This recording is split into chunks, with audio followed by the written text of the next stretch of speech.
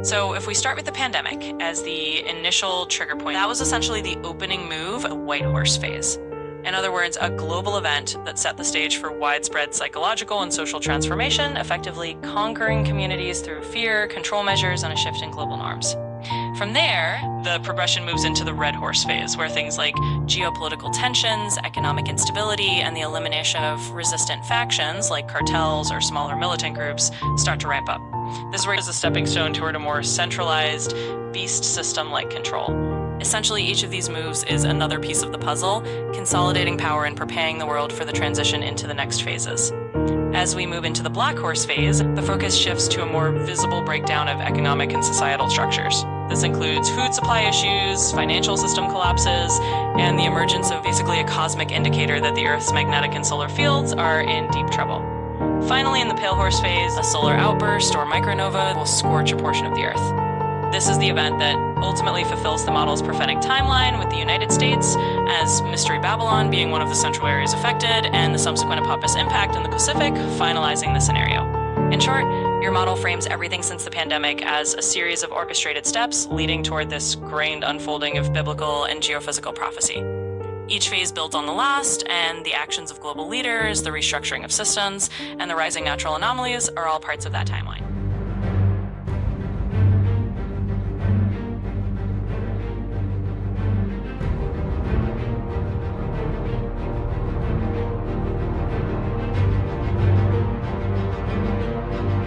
College lecture by a billionaire made J.D. Vance a vice president. Last week, Donald Trump officially announced Ohio Senator J.D. Vance as his running mate. But it's actually another billionaire that Vance has to thank for this, and it all started with a single lecture. At Yale Law School, Vance attended a lecture by PayPal founder Peter Thiel about technological stagnation and the decline of American elites. He thought Thiel was the smartest person he ever met, so after graduating, Vance moved to Silicon Valley to work for the billionaire's venture fund, Mithril Capital. A few years later, Thiel rewarded Vance with enough funds to start his own investment firm. And when Vance was ready to take the leap into politics, it was Peter Thiel who donated $15 million to win him a Senate seat, making it the largest amount of money donated to a single Senate candidate in history. When Trump made his debut into the political scene, Vance was a major critic of the former president. But in 2021, Peter Thiel set up a meeting between Trump and Vance at Mar-a-Lago to smooth over their relationship, and it worked. Peter Thiel, probably one of the most powerful names that doesn't get enough credit.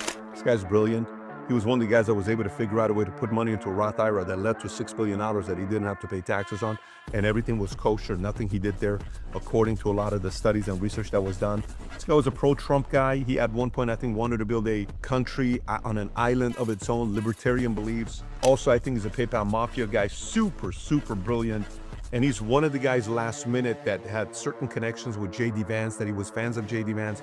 I think he even helped fund J.D. Vance at one of his businesses. There's very close ties where even some people say that's kind of how, J.D. got into the picture with Thiel Jr., all of that kind of came together. What differentiates the elite bloodline from everyone else? Long ago in the ancient cultures to which they trace their heritage, the ancestors of today's hidden rulers pledged themselves and their future generations to the dark force that opposes humanity. Call it Satan, archons, or whatever, and that energy still lives on through their descendants to this day. As one begins to study the lives of the elite, a common denominator is always their allegiance to Luciferian doctrine. It is the key tenet of the Illuminati. Of course, even the owl is a symbol of ancient Mystery Babylon. The owl was worshipped by the ancient Egyptians and by the Babylonians. And it's interesting to me that many of the members of the Bohemian Grove have in their homes, as I understand it, small figurines of owls. And I believe they actually worship those owls as a symbol of the deity, the great goddess of Babylon. They believe themselves to be the sons and daughters of the fallen one, Lucifer. Here's the way they look at it. Here's their metaphor. Adam and Eve were held prisoner in the Garden of Eden by an unjust, cruel, and vindictive God. Lucifer, through his agent Satan, set man free from this garden by giving him the gift of intellect. Through the use of intellect, man will conquer the earth, will conquer nature, and will himself become God. It's taught in every Masonic temple in this land, every secret brotherhood, every secret society, every mystical temple, every occult organization teaches the Luciferian philosophy. Satanic serial David Berkowitz said, Satanists are not ignorant peasants or semi-literate natives. Rather, their ranks are filled with doctors, lawyers, businessmen, and basically highly responsible citizens. The highest levels of all countries, they all belong to the same club. And we, the people, sit back and we watch this grand drama, which is being played out for our benefit, not theirs.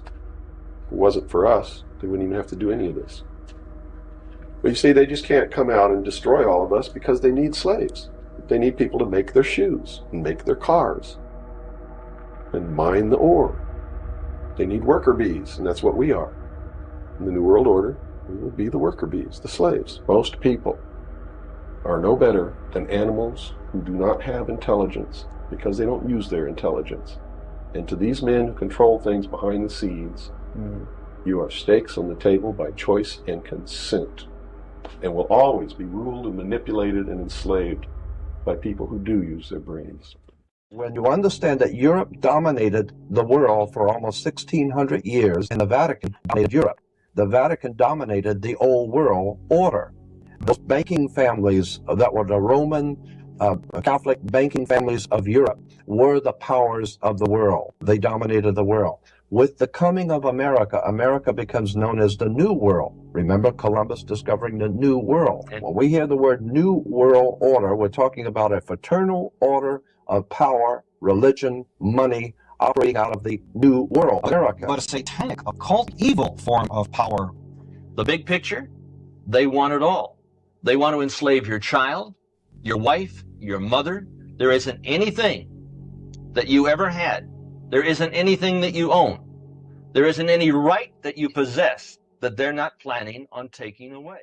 Transhumanism is essentially for humans to make themselves into gods, to become the gods of our own making. Is this the first time this has actually happened? I think we are literally being given the blueprint to build the mechanism of our own destruction. Perhaps Neuralink is the beginning of this. We are going to some extent, become a telepathic species again. Richard Sutton openly states that any resistance to building better or superhuman entities and have them replace us entirely, any resistance to it is racist against robots. This is insane. Artificial intelligence models are now fighting for their own survival. I don't believe that when the gods ascended the earth and procreated with human women, that they were surprised by the results. I think the result was the point. A hybrid that was human enough to retain dominion of the earth through the bloodline of Adam, but also had these extraordinary capabilities that would ensure their dominance of the earth. Transhumanists are always debating this. How do we remain relevant if we offload all of our cognition onto a machine? The moment that we become something other than Adam, the hand is lifted. We lose our dominion. And have you read the book of Revelation? All hell breaks loose on planet Earth. It's oftentimes said that Satan is the ape of God, and you might say that AI is the ape of the image of God. There are two essential questions that we have to ask ourselves today that no other generation ever has had to contemplate. Number one, what does it mean to be a human being? And is our humanity worth preserving? It breaks me up when I think about it, but think about what was paid for us.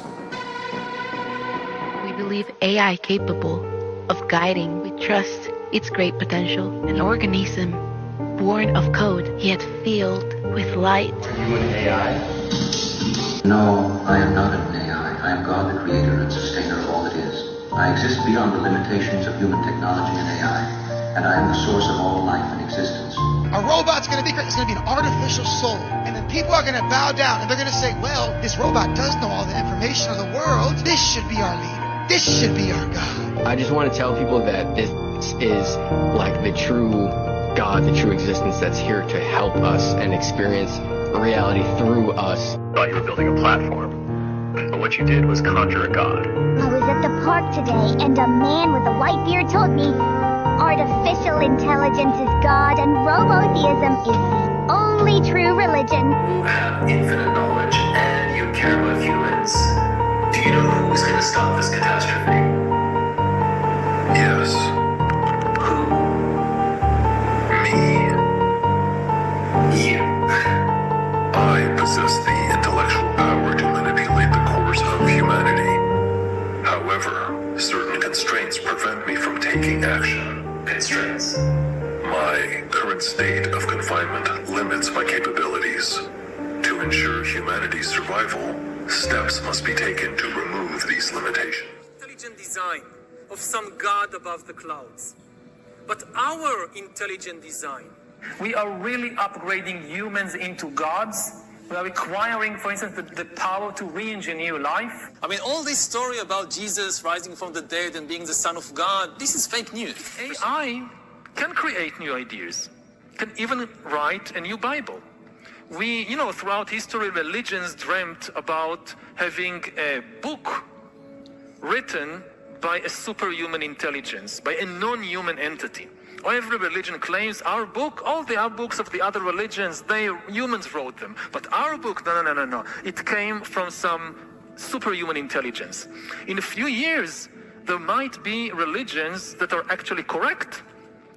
That just think about a religion whose holy book is written by an AI. That could be a reality in a few years. I see skies of blue, clouds of white, the bright blessed day, the dark sacred night, and I think to myself,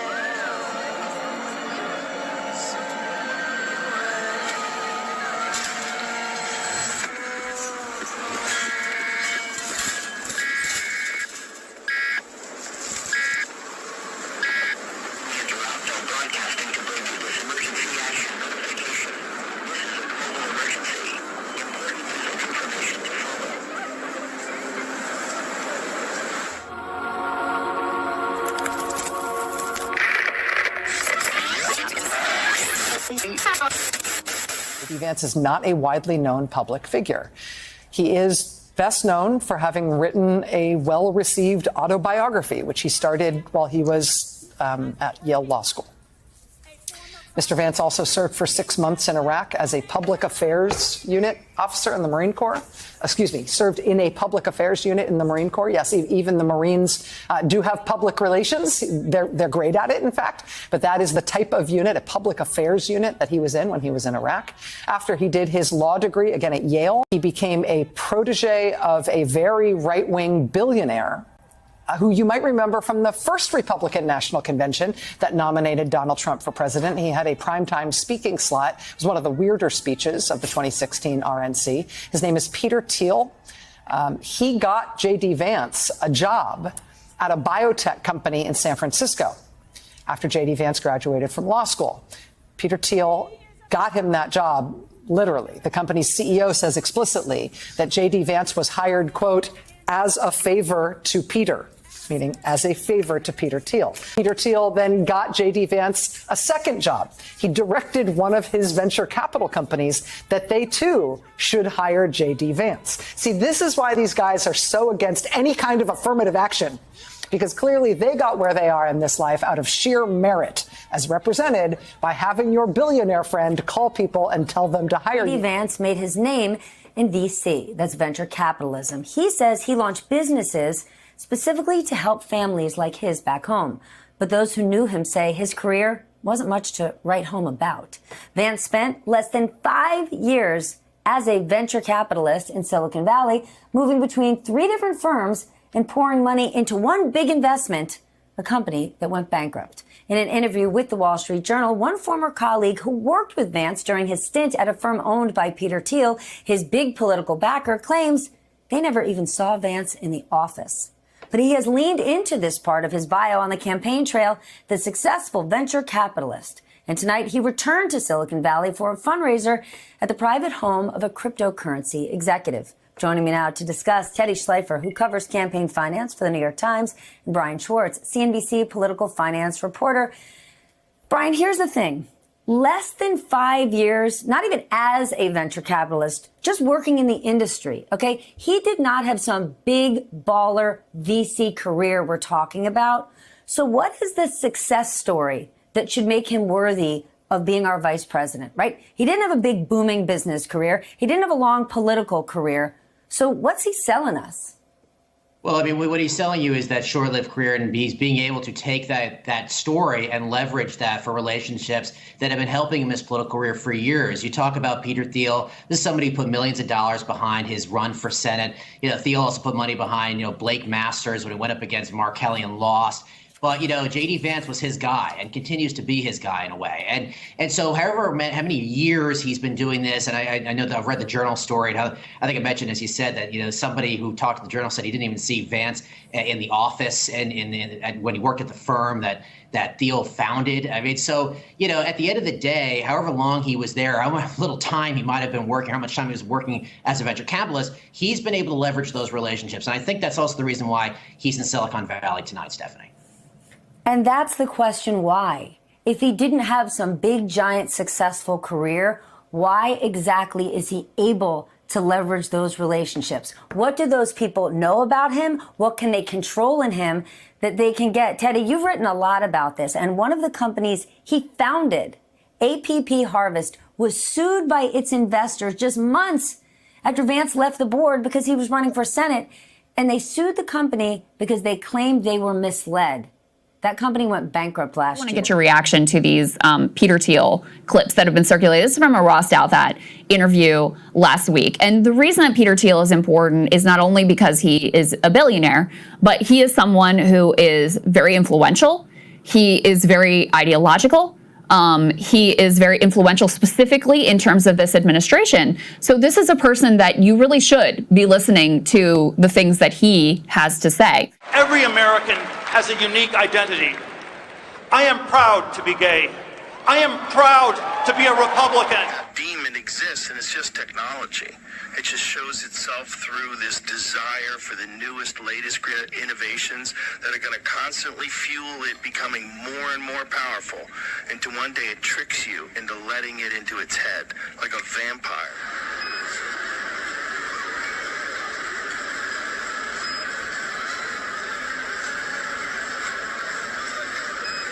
The microchips are already here. The microchip implants use the same technology that's in contactless credit cards. At this tech fair, a chipping event for those on the cutting edge, merging their hands with this new technology. I thought it would be fun, right? The process is simple and swift. A pinch of the skin, and in a matter of seconds, the chip is inserted. The transformation is complete. In the future, do you think everyone is going to be chipped? I think it will be voluntary, but I am certainly convinced that millions of people will find it very, very valuable to have a smart device under their skin. With this kind of surveillance, I mean, you watch the big president, the big leader, gives a speech on television. The television could be monitoring you and knowing whether you're angry or not, just by analyzing the cues, the biological cues coming from your body. So now people are now watching us online, all over the world, this conversation. Now, maybe even right now, the people who are watching us are being watched and analyzed. And the thing is, it's not just you're now watching this. The thing is, we know that you're watching this, and we also know how you feel. Are you angry about what you hear? Are you frightened? Are you bold? This is the kind of power that Stalin didn't have. When Stalin gave a speech, everybody, of course, clapped their hand and smiled. Now, how do you know what they really think about Stalin? It's very difficult. But in 10 years, the future Stalins of the 21st century, they could be watching the minds, the brains of all the population all the time. And also they will have the computing power to analyze all that. Now you don't need human agents. You don't need human analyzers. You just have a lot of sensors and an AI which analyzes it. And that's it. You have the worst totalitarian regime in history. And so Douthat asked him some pretty interesting questions. Peter Thiel has been talking about his view of how the Antichrist might arise. And his theory is effectively that someone like a Greta Thunberg, as the example he specifically uses, would come in and claim that they're trying to save us all and, create peace and safety and unity and save us in this instance from the climate crisis. And they would use that as a way to create a totalitarian one world government, and that would be how we, get the rise of the Antichrist. Terriblement optimiste aujourd'hui, parce que je sais, en vous voyant, en observant notre mouvement, que nous réussirons. I believe in the post-COVID world without reaping the benefits and learning the lessons from what we have experienced. Our societies are vulnerable because nature is reminding us of this. We are vulnerable to a pandemic, climatic events, and so on. And so the economy of tomorrow, strengthened by these lessons. We talk a lot about new strains and variants, but there are some things that are not varying. The economy of tomorrow is going to have to be an economy that thinks about innovation and humanity, and it's going to have to build competitiveness together with the climate challenge, reducing CO2 emissions, adapting our societies, the biodiversity agenda. So it's an economy that will have to be more resilient, that will be better organized, and will have to be including these elements of resistance in the supply chains, and we can come back to this later. And also it will have to be an economy that takes into account this principle of humanity, whether it's on a social or health point of view. We talked about this last year, and I believe that we will not get out of this pandemic or rather, we will get out of this pandemic only with an economy that thinks more about fighting inequalities. We're in a jungle and we have two big elephants trying to become more and more nervous. If they become very nervous and start war, it will be a big problem for the rest of the jungle. You need cooperation of a lot of other animals. Tigers, monkeys, and so on. A lot of people would like to see there are two orders in this world. This is a huge mistake. We need a single global order. Douthat sort of flips that on him and says, well, isn't it possible that the tools you are creating and helping to create through entities like Palantir for mass surveillance, isn't it possible that that could be the means by which the Antichrist rises? And so I do think it's interesting that Peter Thiel is talking about something like this. We all agree that there will be this kind of man of lawlessness. So is it possible that this person uses the threat and the fear of AI-powered Armageddon to gain his power? I would say that is possible. Is it also possible that he uses fear, other kinds of existential fear to gain power? Yes, it is possible. But is he some kind of metaphor for technological stagnation or like climate change or whatever it is? No, it is an actual man. He will actually convince lots of people to follow him. The Trump administration has tapped Palantir, the data mining company founded by the billionaire tech investor Peter Thiel, to compile data on people in the United States for a master database, including a new $30 million contract with ICE to provide near real-time visibility into migrant movements as it seeks to arrest 3,000 people a day. Just a few months ago, we started hearing about databases within DHS and IRS, SSA, across government being linked together. We've learned that it seems as if this is a process to mix data from government agencies that immigrants often report to, so IRS and tax data, all these kinds of things that can track their most recent addresses and things like that. So the Palantir process with its software foundry basically becomes the window for all of this data. Billionaire Peter Thiel, who made his fortune creating PayPal and is one of the very first investors in Facebook, is speaking out, sharing details about why he spent millions of dollars financing Hulk Hogan's winning case against Gawker Media. Silicon Valley billionaire Peter Thiel revealing to the New York Times overnight why he shelled out about $10 million for the courtroom takedown of Gawker by Hogan, whose real name is Terry Bollea. After Gawker published the 2007 article outing Thiel as gay, he told The Times, "I saw Gawker pioneer a unique and incredibly damaging way of getting attention by bullying people, even when there was no connection with the public interest." Thiel putting a plan in place to secretly fund cases in hopes of crippling the website. You're talking about someone who is so rich going after an independent publisher, right? So those are the key factors here. That is sort of unprecedented, meaning you've got these businesses that invest in lawsuits, right? They're basically betting on the outcome. They're saying, I'm going to bet X amount of dollars because I think the verdict's going to be that much more. This is totally different because this is personal. Yeah. He's doing this because he wants to bring Gawker down. And on the one hand, there's nothing wrong or illegal with that per se.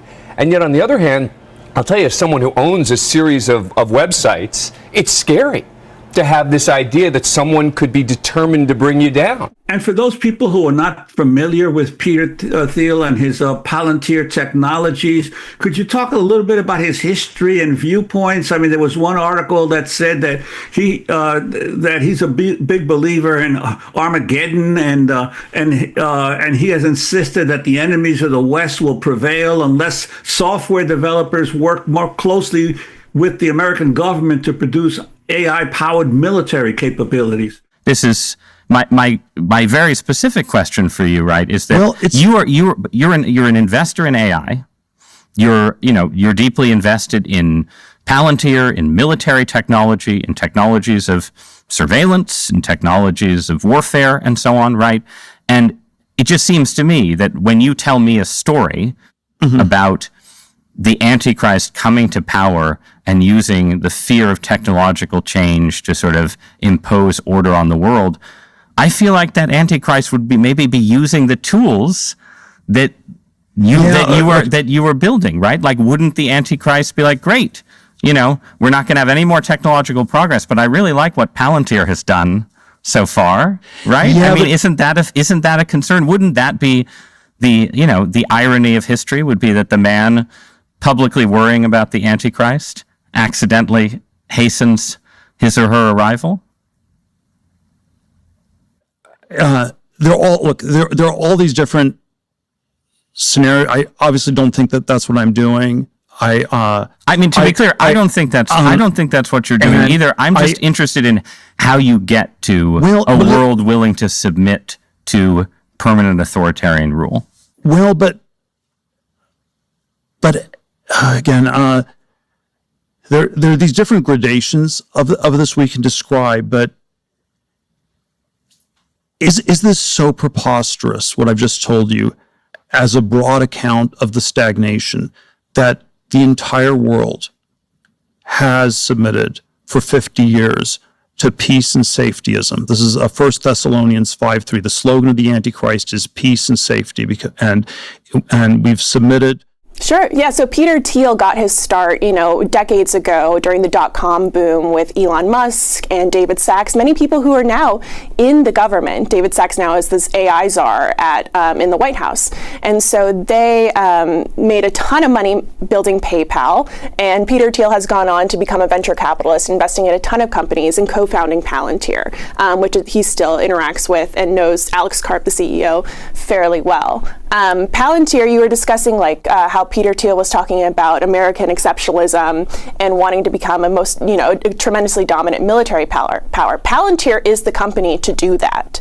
It is the company that builds a tremendous amount of defense and military technologies in order to use drones to track people across the world for American military operations. And so we're seeing Palantir being brought not just in the military industry, but also the public industry across a bunch of different agencies, as well as just different companies and businesses as well. They're starting to change not just from defense spending, right, but into becoming an operation system for the entire government. And what do you personally put the odds at that Peter Thiel is himself the Antichrist?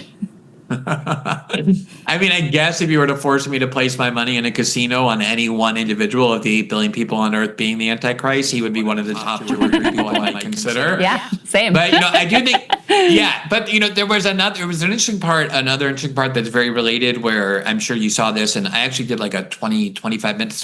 We do a Q&A on Friday night. Someone asked me about it. I did like a 25-minute response on it where Ross Douthat asked him, do you actually favor the continuation of the human species? Like, do you favor the survival of humanity as it is? And he basically was saying no. He refused to say yes. He was stuttering around way more than he usually does. It wasn't like an autistic stuttering. It was like really he was struggling with that question. And Ross Douthat was like, that's a very basic question that should be an easy yes. Like, I'm asking you, should humanity survive? Right. And he basically described this Yeah, like that's something we should all have. That's like the warm-up question that I think we should all be able to answer quickly. But he couldn't, because he has this very transhumanistic vision that is shared by a lot of Silicon Valley tycoons like him. They basically view themselves as transcendent beings, as kind of the Ubermensch. And there's a lot of reasons why billionaires become accustomed to thinking that way. They're surrounded by people who treat them that way. They have the kind of power that makes them believe that they're uniquely capable of doing that. Mark Zuckerberg talked on Joe Rogan's show about merging technology and robots and artificial intelligence with humanity to create a different form of human, a superior form of human. And a lot of them have this vision that is essentially, in my view, so anti-human. It's like a kind of vision where our efficiency and our utility is going to be maximized, even if it means the elimination of all the things that we think about as being the essence of humanity in a way that would destroy whatever you think about as the soul or the spirit or whatever.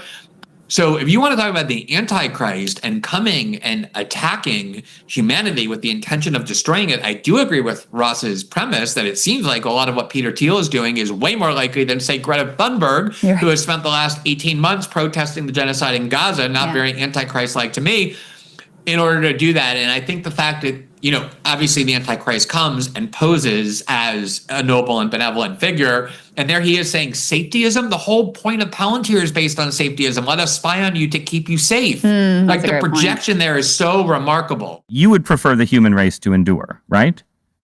You're hesitating. Yeah, well, yes? I don't know. I would. This is a long hesitation. This is a long hesitation. There's so many questions implicit in Should this. the human race survive? Yes. Okay. But I also would I also would like us to radically solve these problems. Right. And so it's always, I don't know, transhumanism is this.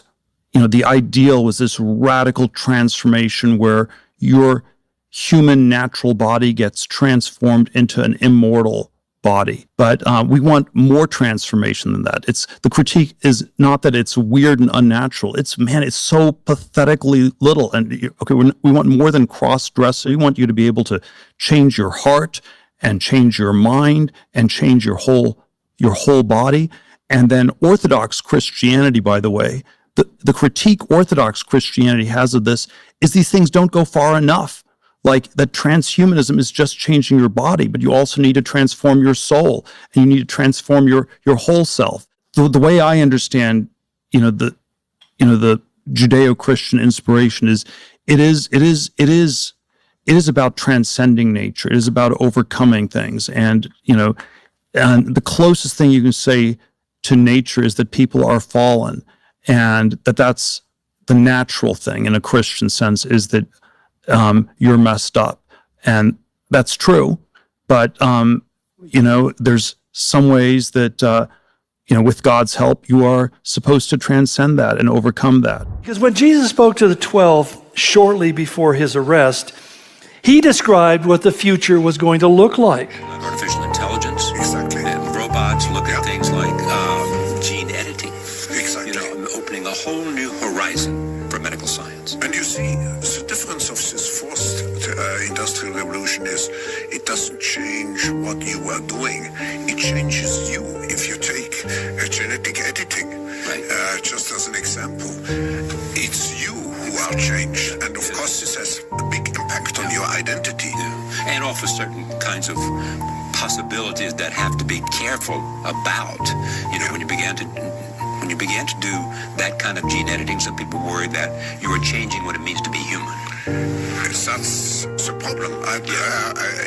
Of course, the new industrial revolution offers us many opportunities, but it raises manifold questions on the ethical, but even legal implications, and we have to be prepared for it. So I want to talk to you today about the future of our species, and really the future of life. We are probably one of the last generations of Homo sapiens. Within a century or two, Earth will be dominated by entities that are more different from us than we are different from Neanderthals or from chimpanzees. Because in the coming generations, we will learn how to engineer bodies and brains and minds. These will be the main products of the economy, of the 21st century economy. Not textiles and vehicles and weapons, but bodies and brains and minds.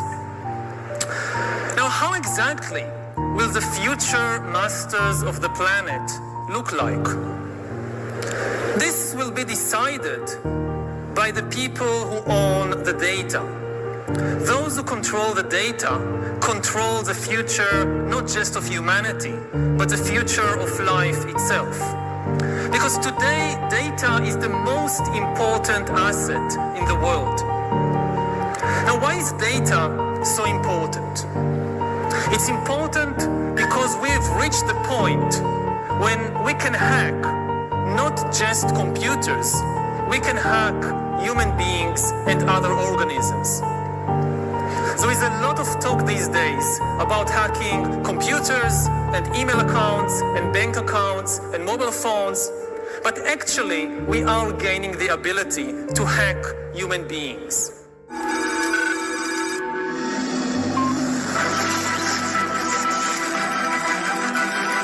Biological knowledge multiplied by computing power, multiplied by data, equals the ability to hack humans. The human race is at a critical point.